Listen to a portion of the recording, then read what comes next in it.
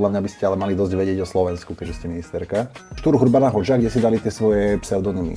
Kde si dali... Na Devíne. Na Devíne. A viete aké? Nepamätám si tie mená, ale... A nie.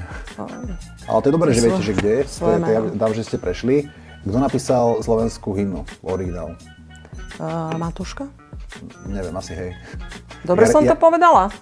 Áno. Okay. Dobre, a už môžeme... Do tretice. Tri sme dali otázky. No a druhú ste nevedeli. Jakú som nevedela. Môže, ak sa dali mená. Kde si dali mená? Nie, kde, to ste vedeli, potom aké, to ste nevedeli a teraz hymna, to ste... A vy ich viete, tie mená? Povedzte mi. Ale ja nie som minister. No dobre, ale ja nemusím vedieť, aké mená si dali. Okay, ja viem, kde sa to dialo, že sa to dialo na Devíne a boli sme tam styčiť našu slovenskú zástavu. Posledná otázka. Čo sa stalo 22. augusta? No, 21. prišli Rusi v 68. To bolo 21. No, to bolo 21. v roku 68. Toto ste sa ma chceli opýtať? Áno. No tak to bolo 21.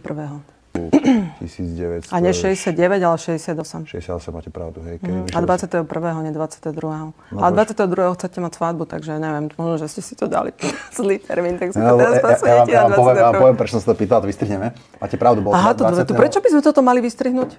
Lebo to je moja show a to musím zrať dobre. Lebo ja som tu šéf. Okej, dobre.